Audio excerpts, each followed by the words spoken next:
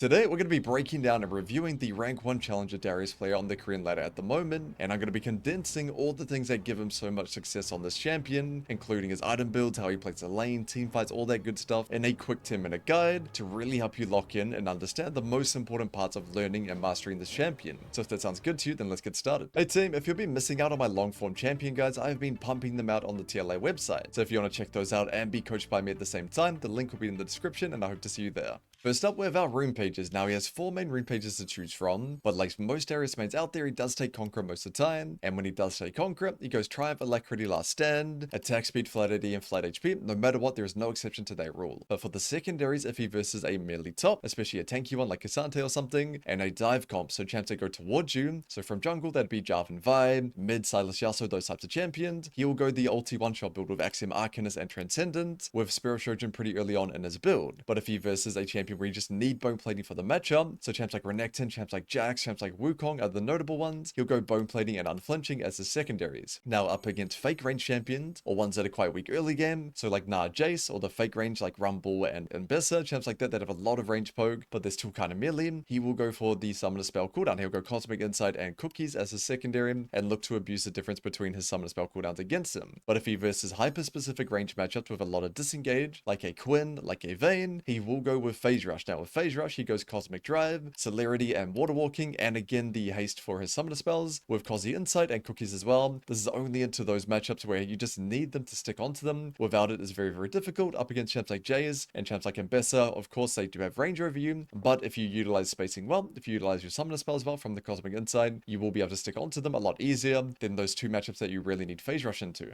And as for his summoner spells, no matter what matchup he's playing up against, he will take Ghost Flash no matter what. Very standard for Darius. You may have seen players like Xiao Xiaoming take Ignite Flash into specific matchups like Irelia. That's definitely an option, but I'd say as a default, Ghost Flash is the way to go. Next up, we have his item build, and Dariking actually does quite a few unique things I don't see many Darius players do at the moment. His first item, however, is pretty standard Stride Breaker most of the time, but I almost never see him build Trinity Force. If he versus a heavy dive meatball comp, so Cassante, Visile or something like that, he will go that Spirit Trojan one-shot build as his first item, or he will go DD or more into specific situations. So if he versus a heavy AD comp with solo AP Galio, something really weak like that, he will just go Death Stance Rush, and same with AP. If he versus a Kali top, Rumble top with an AP jungler, he will go more as his first item, but most of the time it is that Stride Breaker. And second item, he does go Dead Man's Plate sometimes, but he typically doesn't go Sterak's that often. More often he does go with DD or more as his second item, so more of a heavy AD build, going for more one-shot capabilities compared to more survivability that you see from most Darius players. So DD into heavy AD, more into heavy AP, pretty standard, or Shojin as a second item into a dive comp. Maybe you need Stride Breaker for lane, but they still have a bunch of champs going in. Spirit Shojin does a lot of work there. He does go Dead Man's Plate, of course, if he needs the mobility, so if he versus a bunch of range champions or hyper mobility champs like Mbessa, especially, he goes Dead Man's pretty much every game into her.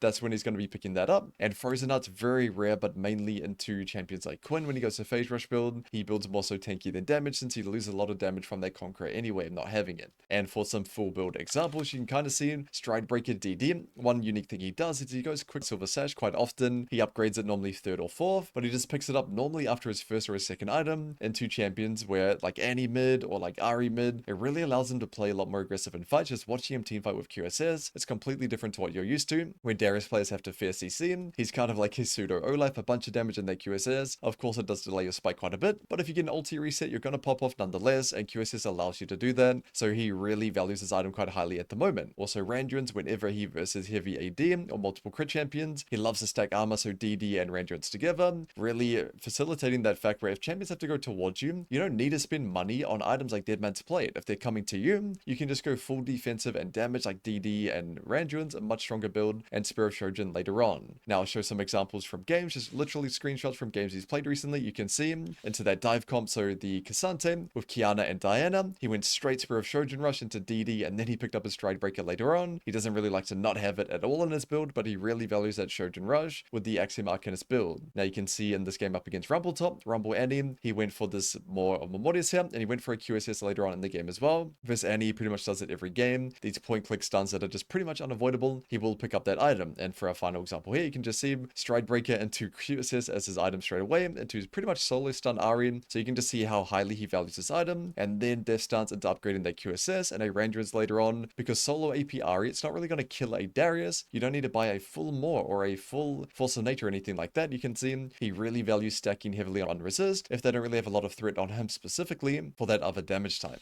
Moving on to the laning phase, and for our first matchup, he's playing up against an Ambassador. Now, you'll see straight away, he pulls the wave a little bit here to try to make it come towards him a lot easier, and he even tries to bait Ambassador to queue him in the wave at the same time. A lot of matches where you can get pro, you want to do it. 9 times out of 10, if you can get that push, it's better to do so.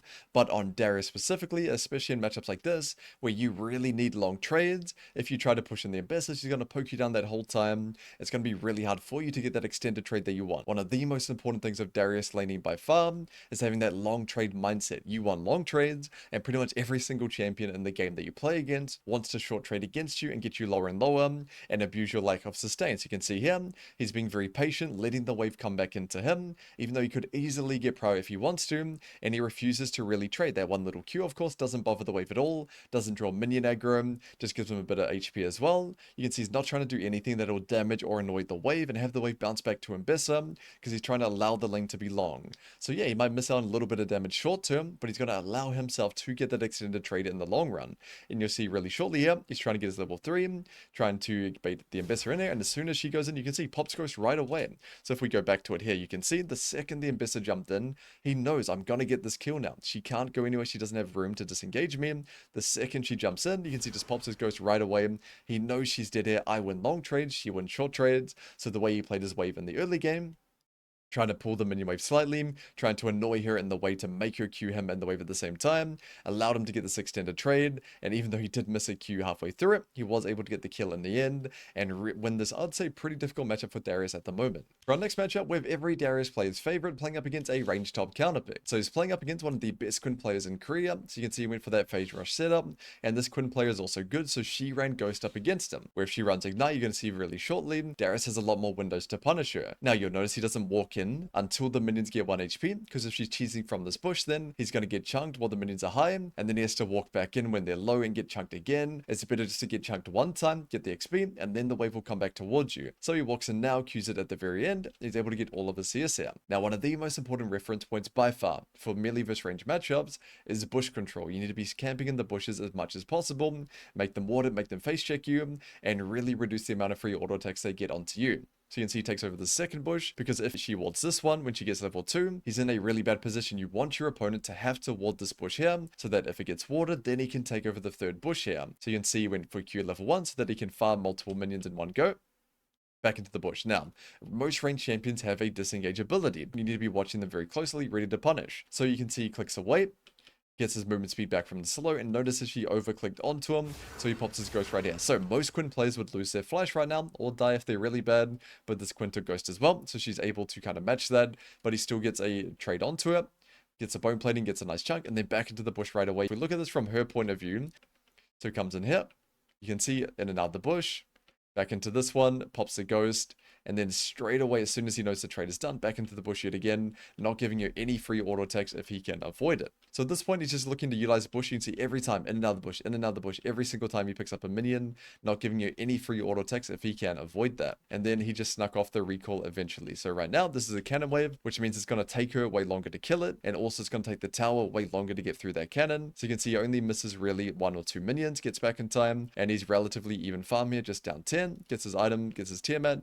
and now he can secure bases whenever he wants, so he's in a really good position based purely on how he played that early lane. Next up, we have the mid-game macro, and the biggest mistake Darius players make by far is overplaying side lane. Darius is not a good side laning champion. It's really hard to make progress on tier 2s, you're very immobile and easy to gank, and you're going to lose your summoner spells trying to do so. So you can just see Dariking here just pushes in top wave and rotates down to the fight straight away. If there's any action on his screen, or if there's a objective he can fight, he'll just push in side wave to maintain good farm and XP, rotate down and play for the fight. You can see it kills the Nico, flash kills the Kaiser as well, and then he's able to get a couple of extra kills on top of that. Imagine he's playing side lane in this game, he'll never get these opportunities, and this is very consistent for his gameplay. He's always looking for these opportunities. If there's none, back to top, get another wave, and look all over again, and almost never try to kill somebody inside and break the tier 2, normally looking for these fights. He can destroy anyone in bot lane, but Baron's up in a minute, so straight out of base just rocks up to this Baron early, tries to get his team involved, and just kills whoever walks in. If they don't don't walk in, we get the Baron. If you walk in, we play for the fight.